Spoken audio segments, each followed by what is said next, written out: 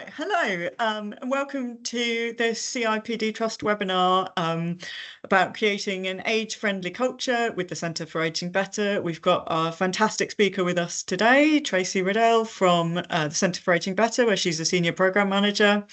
And we're going to hear about how to create a culture in your workplaces that's really inclusive of people of all ages and what that looks like and why that's important. So really looking forward to hearing from Tracy. First, I'm just going to introduce myself and our work. So I'm Zoe. I'm the Programme Design Manager at the CIPD Trust. And the CIPD Trust, we're a part of the CIPD, and we work alongside HR professionals to tackle barriers to work and create inclusive workplaces. And our work really falls into kind of three key buckets. So we run programs to create access to and a better experience of work for individuals. So where HR people can really volunteer their time to support individuals to access work. We also promote organisational practice that improves working lives. So particularly around particular groups, we look at promoting inclusive practice for HR professionals. So we're really supporting them to look at how to make their workplaces more inclusive. And as you've probably guessed, that's one of the things we're doing today with this webinar. And we also work with our colleagues in the policy team and stakeholders across the country to create a diverse, equitable and prosperous society which provides fair work for everyone.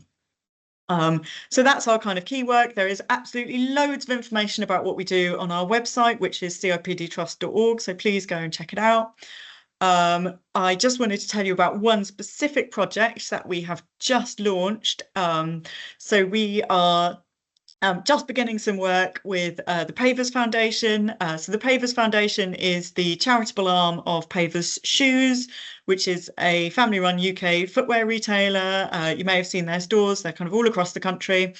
And we are working with Pavers to support individuals to find work and inspire employers to recruit and retain workers in their 50s and 60s. So very relevant to the stuff we're going to be talking about today.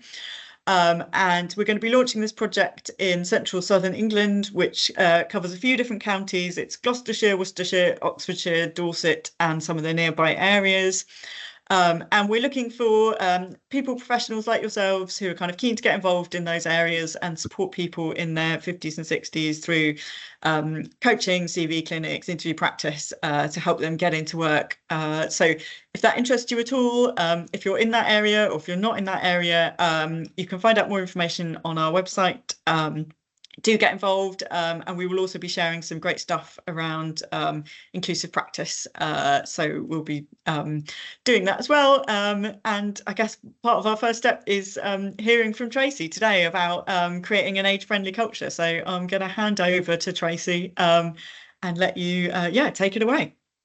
Thank you, Zoe, and thank you so much for the invite and the opportunity to come along and present some of our work around age-friendly culture and hopefully have some conversation and some chat at the end. And from what you've shared about the work of the Trust, and in particular the current work that you've got with Pavers, it's obviously very, very relevant. Let's share my slides. There you go, I'm sharing my screen. It might be a bit slow. So yes, this is me. I'm Tracy Riddell. I'm a senior programme manager for age-friendly employment at the Centre for Ageing Better. My background, I've been working in the voluntary sector for about 25 years now, range of different organisations, range of different roles, and I've been working with the Centre for Ageing Better as the lead for the Age-Friendly Employer Pledge since November 2022, I think. So I'm just going to start with a couple of context slides around the problem. Some of this I'm sure you will be very, very well aware of, why we created the pledge and then aspects of the pledge, which is around culture.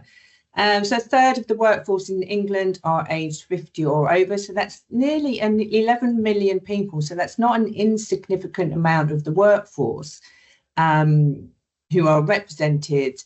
But again, I guess our question is, to what extent do we know about this workforce and the conversation that we have around them? There's currently 1.4 million people who are aged 65 or over in the workforce. We know that there's about 1 million job vacancies in the UK, and that 22% of the population will be aged 65 or over by 2032. So there's a really strong argument here about how older workers are the workforce of the future. And we can see here in the bottom right-hand corner that the overall skills and labour shortage is costing UK businesses up to £6.6 billion annually. Just some other background information here based on our own research. Workers made redundant over 50 are 3 times less likely to return to work within 3 months than those under 50. Again, I'm sure a lot of this is going to be very familiar to yourselves. From our research, we know at least a third of people hold ageist beliefs. So we're thinking about that as we go through the presentation and what that might look and feel like in your workplace. 1 in 5 employers believe ageism exists in their workplace. Something there to ponder on. You are 60% more likely to be out of work if you are aged 50 to 65 and have a long-term health condition as if you were 35 to 49. So just a few stats there from our research, and there's lots more available on the Centre for Ageing website if you were interested. So what was our response to this problem? Well, we created 2.5 years ago, or nearly 3 years ago, the Age Friendly Employer Pledge. So this is an initiative that employers of all shapes and sizes from all sectors can get involved in that supports them to take action to improve the recruitment, the retention and the development of workers over 50. And we asked them to look at taking action in 1 or more of the following areas. And these are 5 areas that make up our action framework, which again, based on research and consultation with employers. Creating an age-friendly culture, which is why we're here. Looking at hiring age positively, so again, inclusive recruitment practices. Being flexible about flexible working, encouraging career or learning development at all ages, and ensuring everyone has the health support that they need. So that makes up the action framework and the age-friendly employer pledge. And I'm going to go on now to talk a little bit more about creating an age-friendly culture.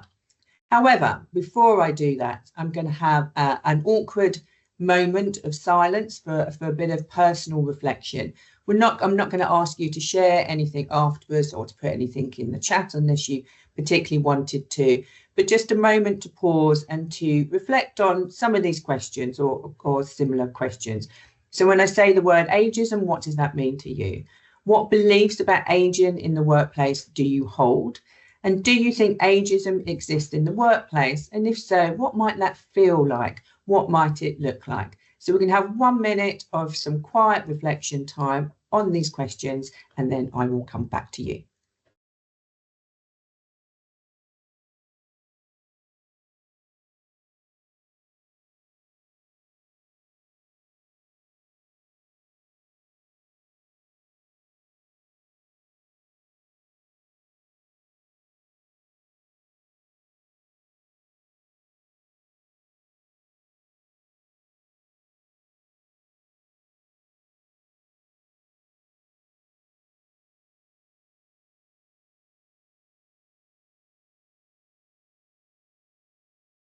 Sorry, that was my slides. Moving on.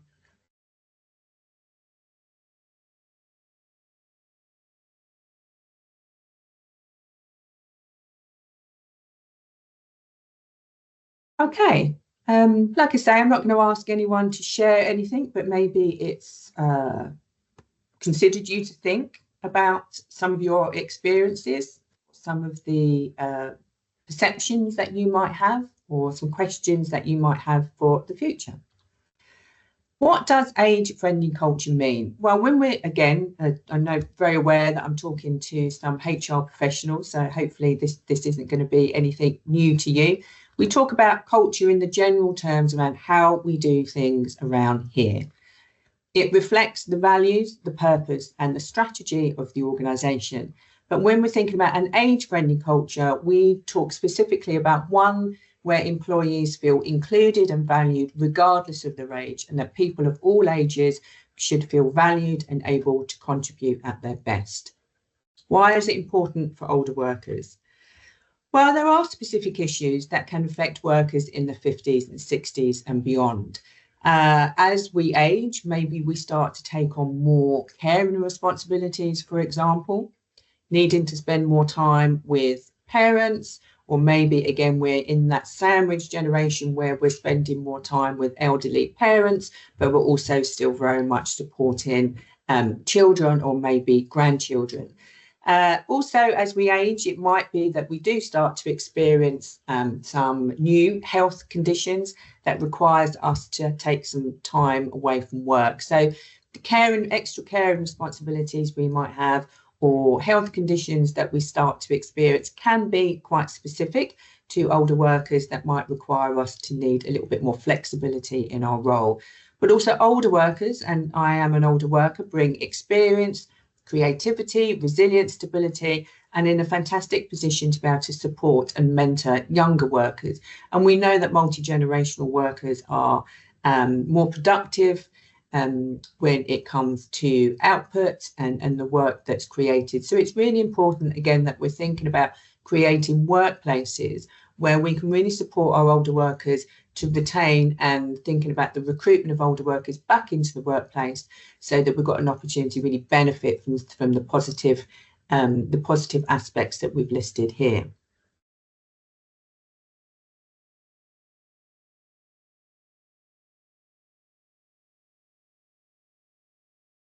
Now, what can see the chat?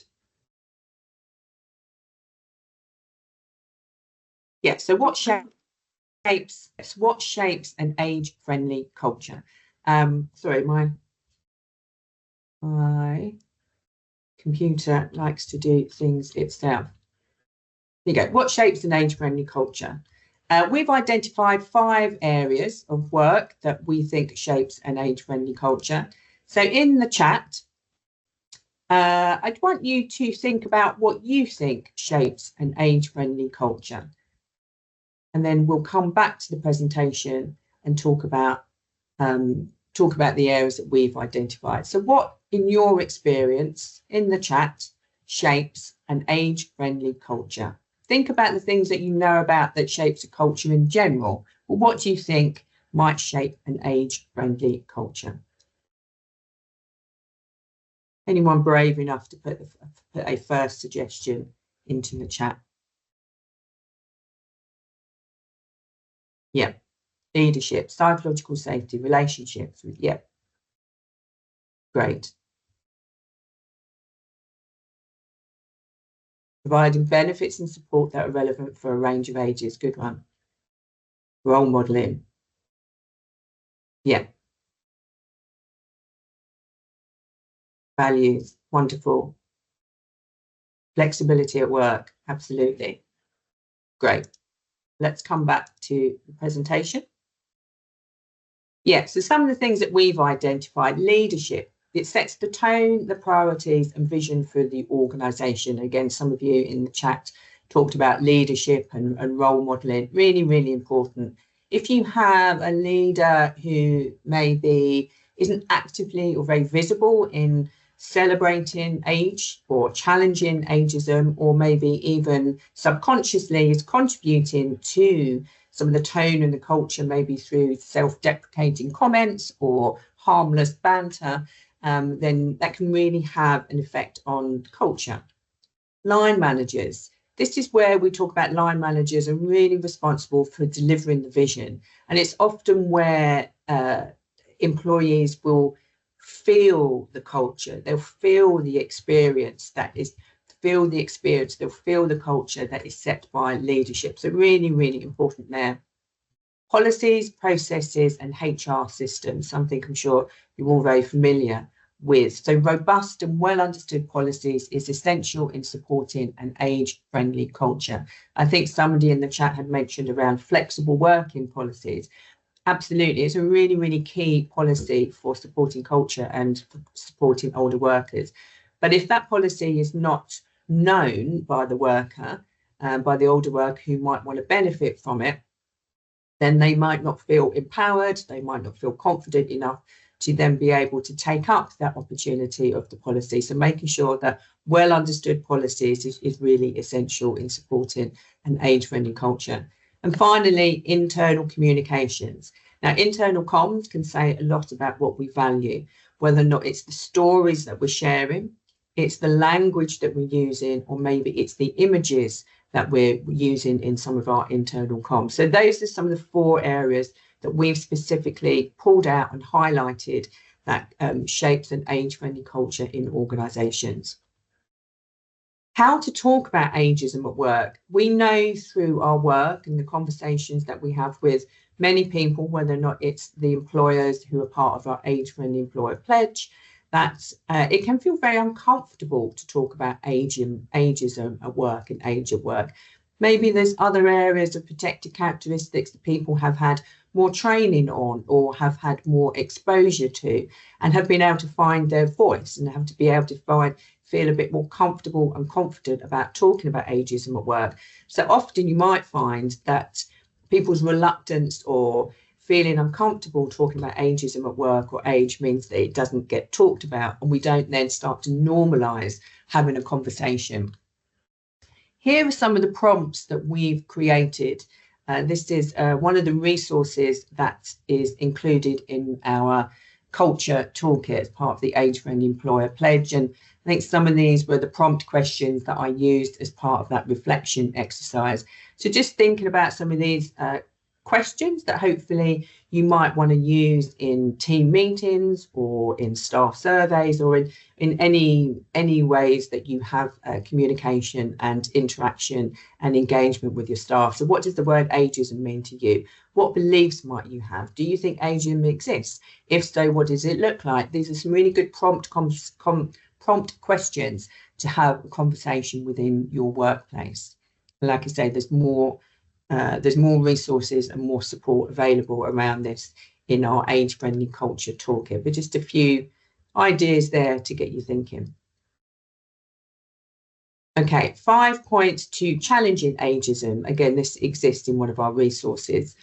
Shifting associations with frailty, vulnerability, and dependency.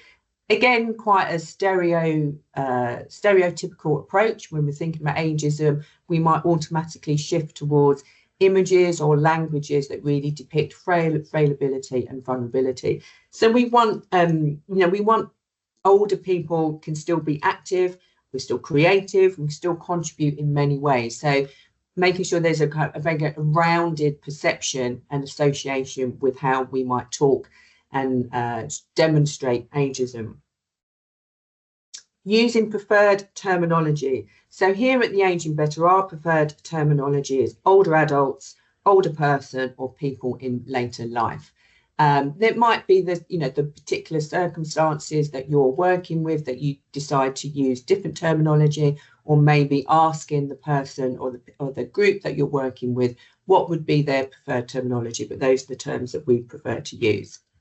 Avoiding othering and compassionate ageism. So sometimes othering and the compassionate ageism can really evoke undue pity and make older people sound like a separate group.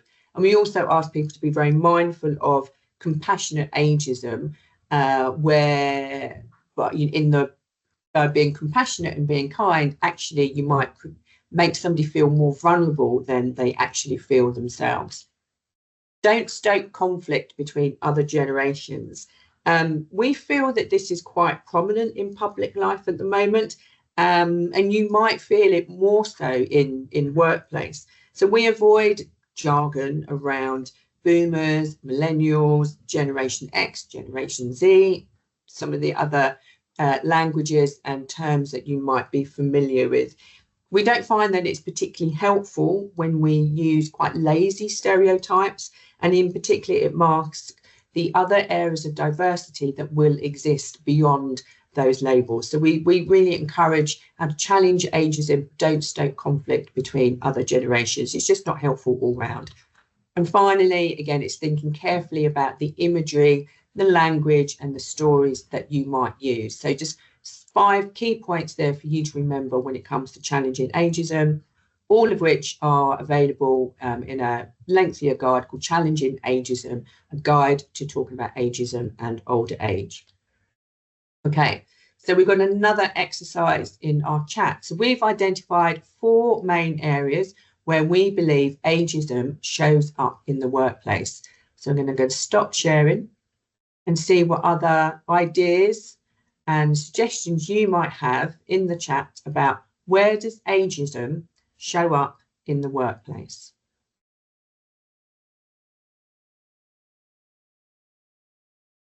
Yep, Leah, in recruitment, promotion and progression, branding and imagery, learning and development, absolutely. Promotion, career development, training and development, absolutely. Thanks, Alison. Any more ideas or suggestions or thoughts about where you think ageism shows up? Yeah, assumptions and stereotypes. Excellent. Let me come back to the presentation.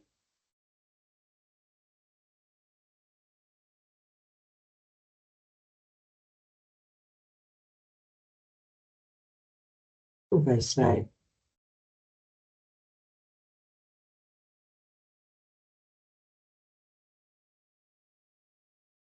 Okay, so where does ageism show up in the workplace? So give yourself a point if you said recruitment.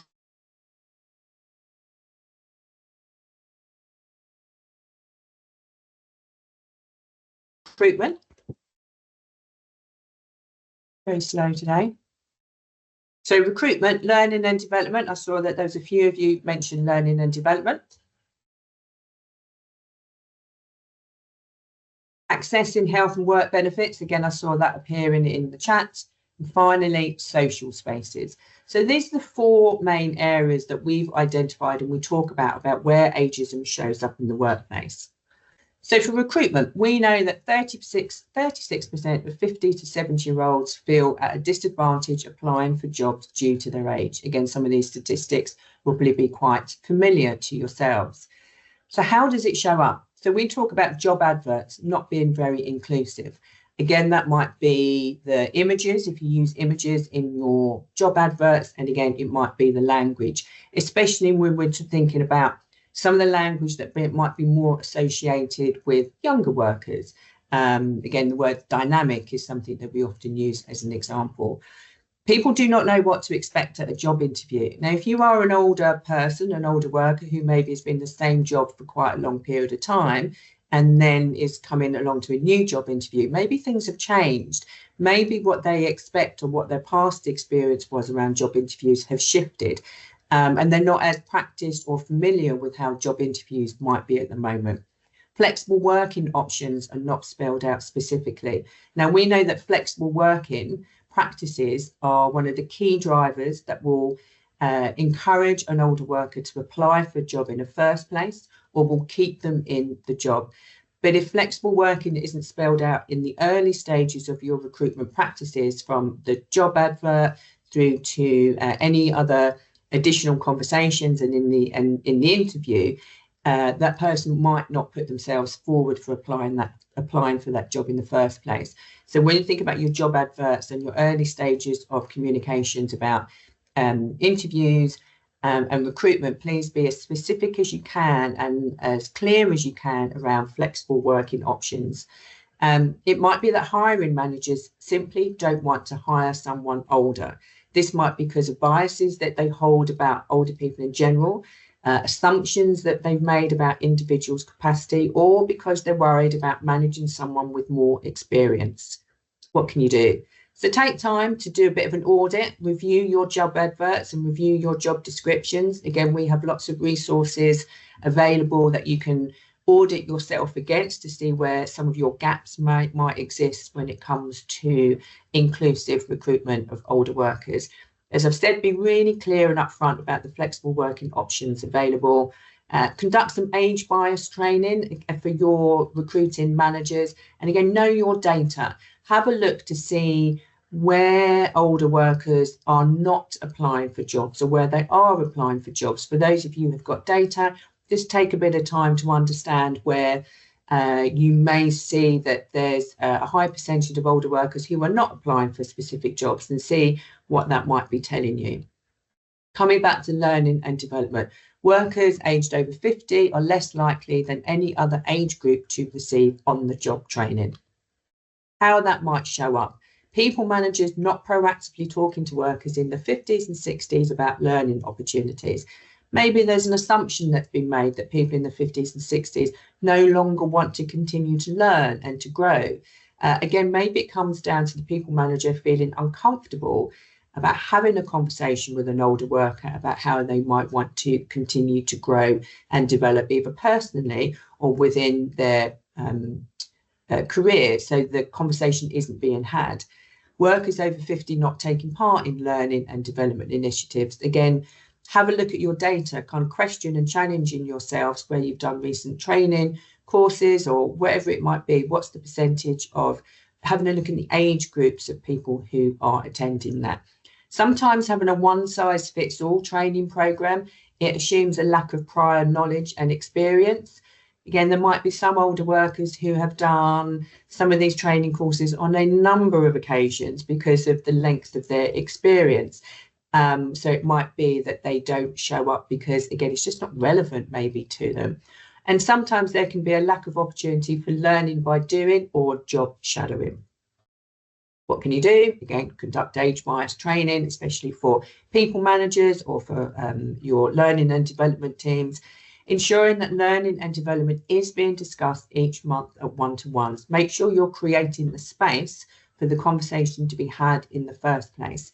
And positively promote learning and development options using examples and imagery featuring workers over the age of 50. If you have brochures or catalogues or intranets, anything where you're talking about your learning and development programs and your training programs, use stories, positive stories and positive examples of a range of ages.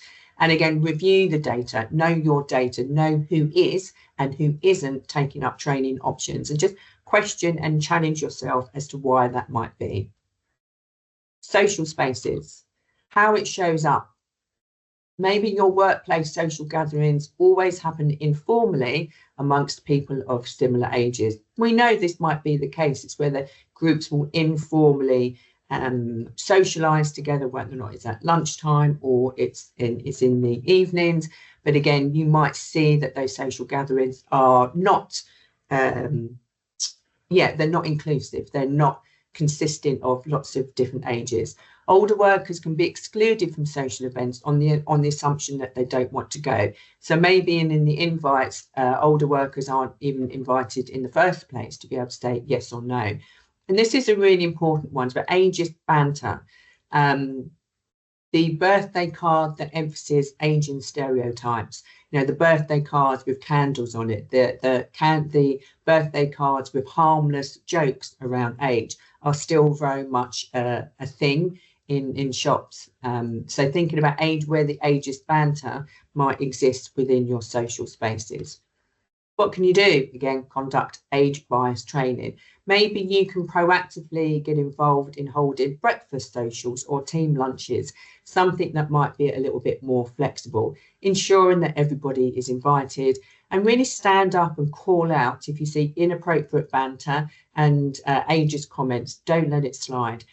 Know your survey data. So if you're an organisation who routinely conducts staff surveys, again, making sure that you have questions in there that will help you understand a little bit more about the culture and the social aspect of your organisation, and what are some of the comments or some of the questions that might be coming from some of your older workers when you get down and look at the data in a little bit more detail.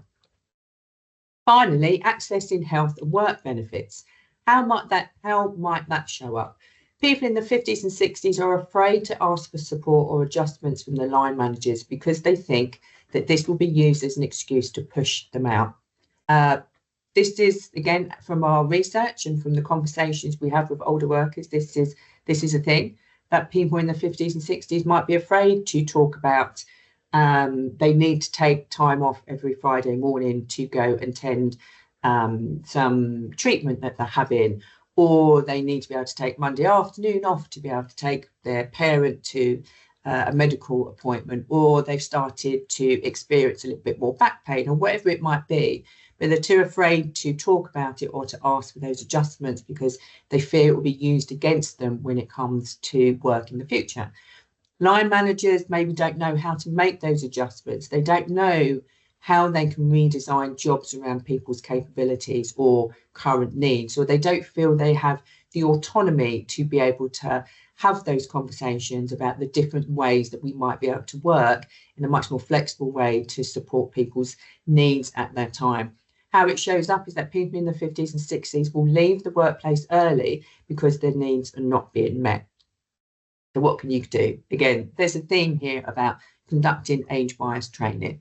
Ensuring your relevant policies are being regularly shared and discussed. So not just once at induction, but we really want to use those very useful and very important policies to normalise the conversation around age. So we do create that psychologically safe space that I think somebody mentioned in the chat that allows these really important conversations to be had between line manager and their employee. You might want to think about having health and work as a standard item at meetings or at one-to-ones, or at least making sure at quarterly meetings, the subject around health and work and associated policies are visible and being present, again, helping to normalise the conversation. And train your managers to feel comfortable having conversations with their older reports. Coming back to some of the questions that we posed in that earlier on slide around helpful prompt conversation, prompt questions you could have that will support people to feel a bit more confident talking about age at work. Maybe you could consider using one of those.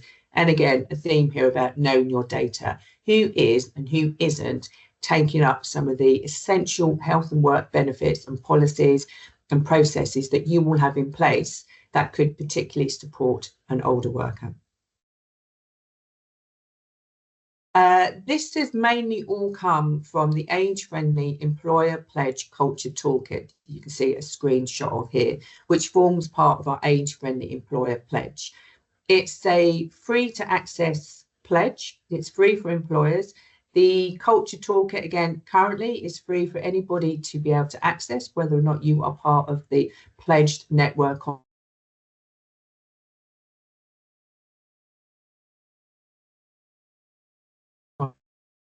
not. About joining the culture toolkit.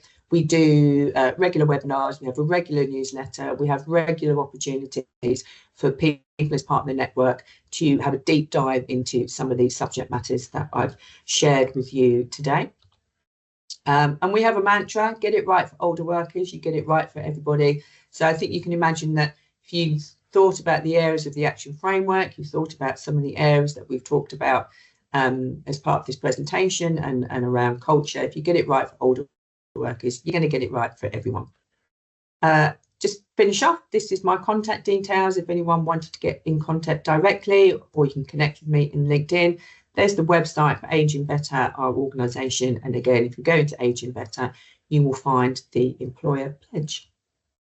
I'm going to stop sharing now so I can see faces, I can see chat, which I haven't been able to before. That was great. Thank you so much, Tracy. I think we all learned something really interesting there. We've had a few questions that I saw pop up in the chat, and I'm sure people have more questions to come. So one of them was about setting up an employee resource group for older colleagues. Is that something that people do? Is that something, like, how would you go about doing that if you thought that was necessary? What are your thoughts? Yeah, we have lots of examples. We've got about 530 employers who are currently part of our age-friendly network, and we see lots of, when we do reviews and we have discussions and conversations with them, we see lots of examples of setting up specific groups. Some organisations will set up groups specifically for 50 plus, and some organisations will be more of a kind of multi-generational approach. So I think it's very much within maybe, kind of, who you have within your workplace as to what approach you want to take. Both of those, I think they're brilliant, especially when you're talking about culture and about having opportunities to listen and to have conversations. So very much fully support that. I think on our age-friendly on the culture toolkit, we might even have a guide with a bit more information about how to approach doing that. Oh, that's fantastic. Someone has asked, what would you call this group? Which I guess depends on, how you're going to set it up. Is it for only people, is it people over a certain age? Is it kind of across all ages? Any thoughts? No, I mean, again, I think it could be, multi-generational staff network. It could be, older workers staff network. You could even ask the group itself, what would they like to be called? But I think it's about, the concept behind it is that you want to create a space where these conversations can be had, where the voices of everybody, if you want to go for multi-generational or if you're going for older workers, can be heard. And the conversations can be had. Yeah, great. If anyone has any questions, please do put them in the chat. Definitely, we've got quite a few minutes here to answer any questions, so please do ask. Nothing is too difficult or complicated, I think, or too easy or stupid.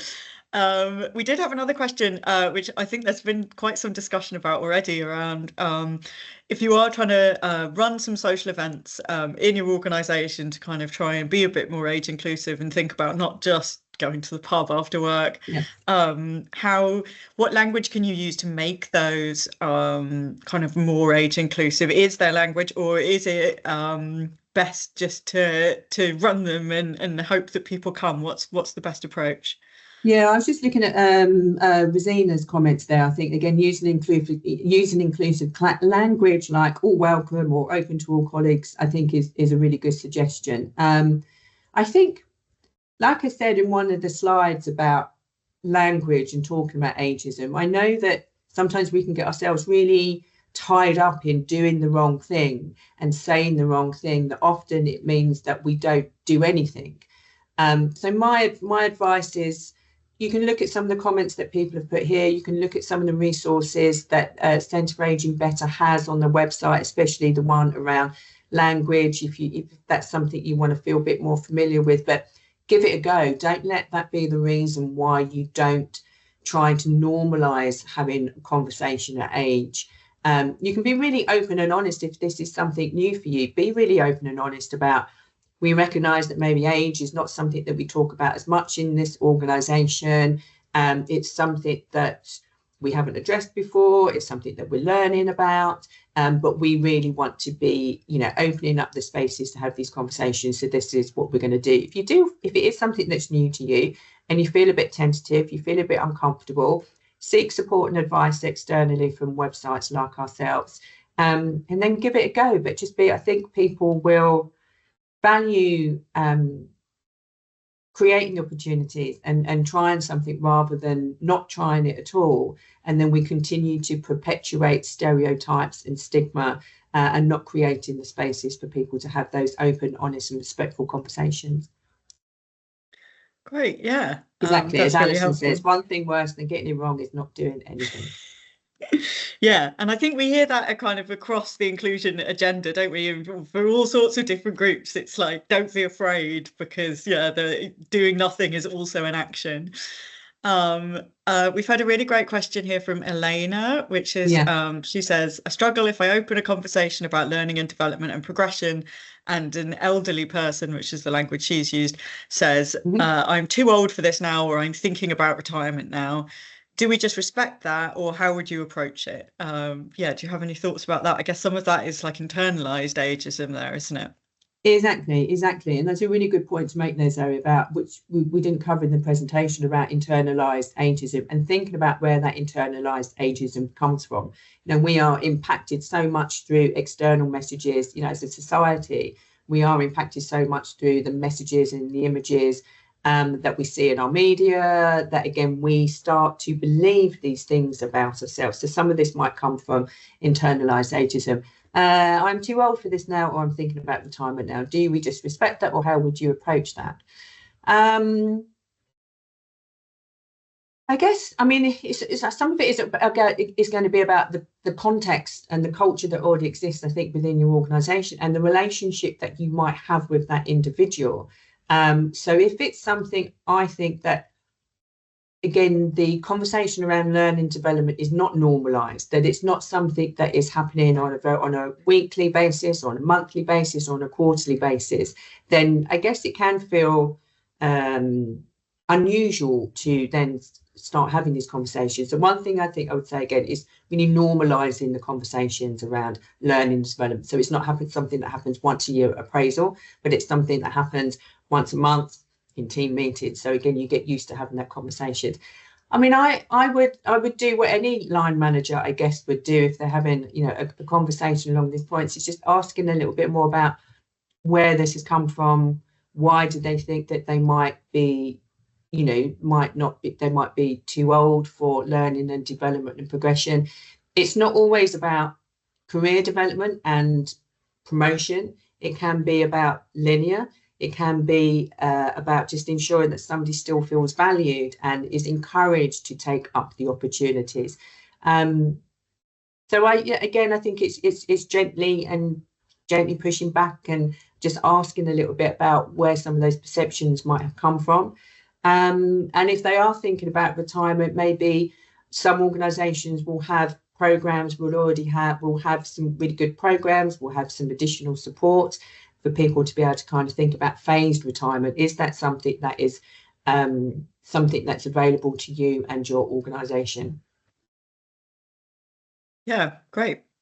What else? What other questions have we had? We had a good one about apprenticeships. Yeah, Christine is really interested in promoting apprenticeship opportunities to older workers. Do you have any specific advice?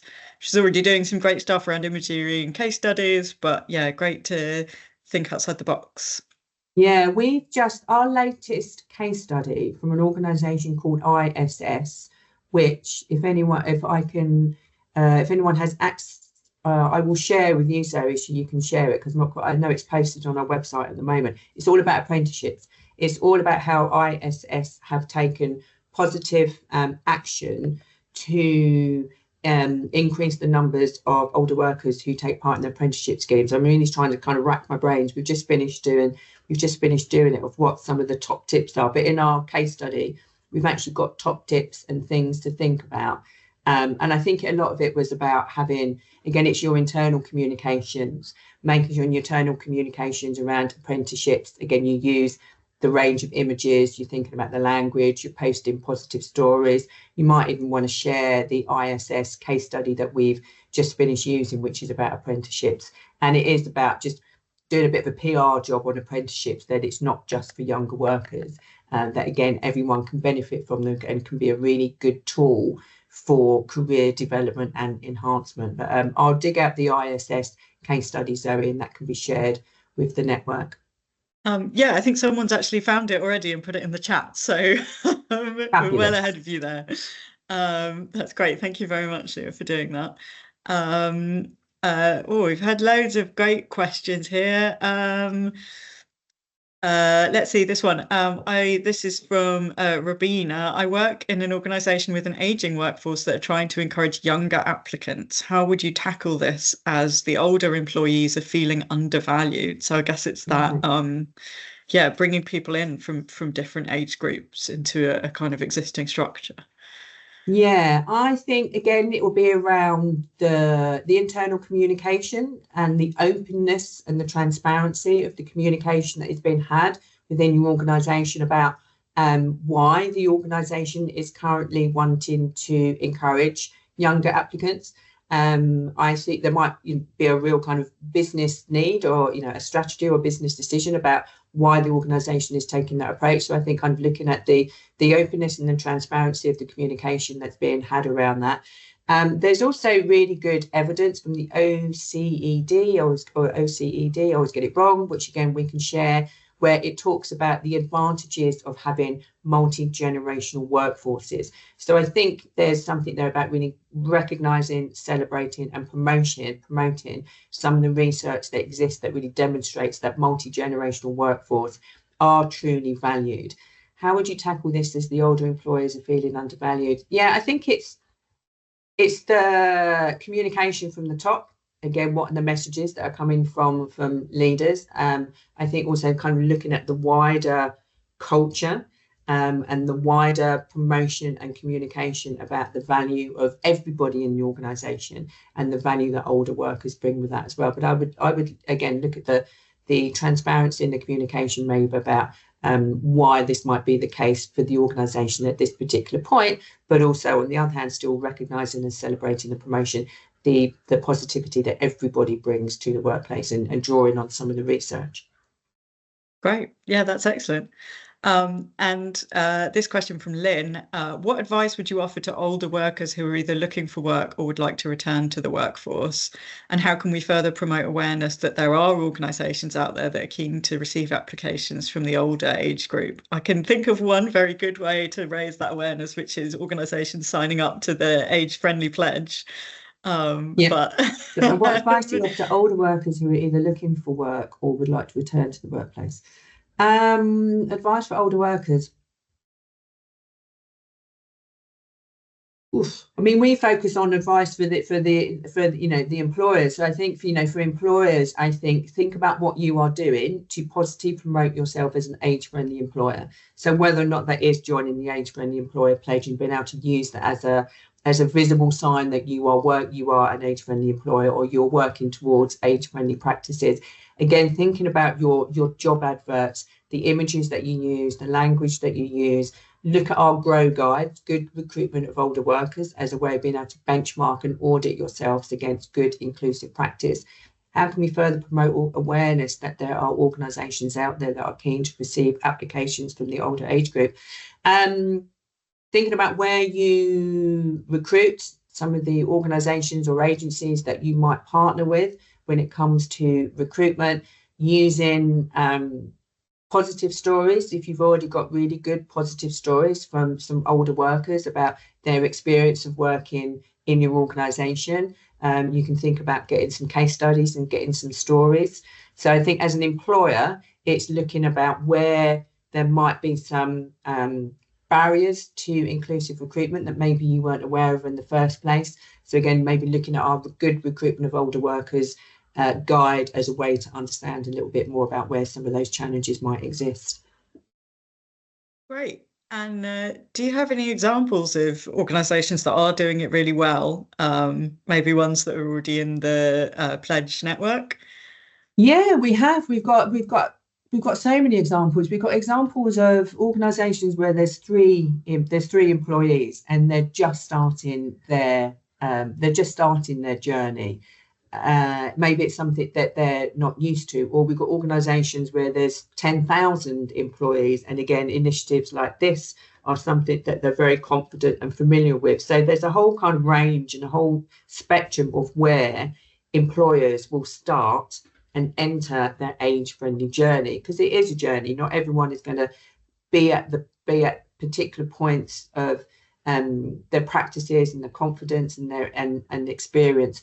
I would say go onto our website, go onto the pledge part of the website, and you can see some of the stories and some of the case studies. I think we've probably got a good, there's probably about a dozen different case studies there now that hopefully might inspire some ideas. And again, some of those case studies and stories really do come from small community organisations. It's not just about all the big corporate organisations that maybe have resources and money and training to be able to put towards this work. That's great. And then I think this might be our final question. Sorry, I've been jumping around the chat a little bit. But someone mentioned about the intersectionality of age and other characteristics, gender being the one they called out specifically. Yeah. But I'm sure there are others around kind of ethnicity and race. And how can employers kind of tackle that, all those kind of factors coming together? Yeah, absolutely. So I would think having a look at some of your existing policies or processes that you might have for other areas of diversity and protected characteristics. First of all, I would look, do you have an age policy? And then you might want to look at some of your existing policies that you have around race, gender, ethnicity, or the other areas that you cover to see. You might want to incorporate and embed age within your existing policies. Some organisations might have age as a separate policy, but again, sometimes, depending on your organisation, depending on the size of your organisation, you might want to see how can you embed age into existing policies. So again, doing a bit of a kind of policies audit is quite helpful to say what is it saying about that particular area of protected characteristic, for example, and then just thinking about looking at that through the lens of age and seeing whether or not they might be refreshed or updated. Yeah, Right. just having a look through some of the other questions around that, but yeah. Yeah, fab. I think a theme that has also kind of come up a few times, I don't think we've got a question about this, but it's just around tech.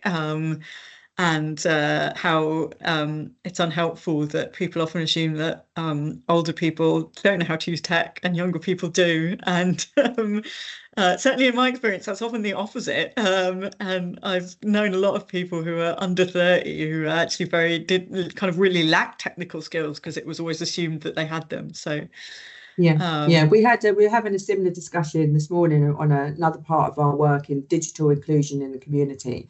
And while that might be it might be the case that older workers, older people are maybe kind of less exposed or use it less, then again it's one of these it's the lazy stereotype that we talk about, and not making the assumptions as we wouldn't do with any other area.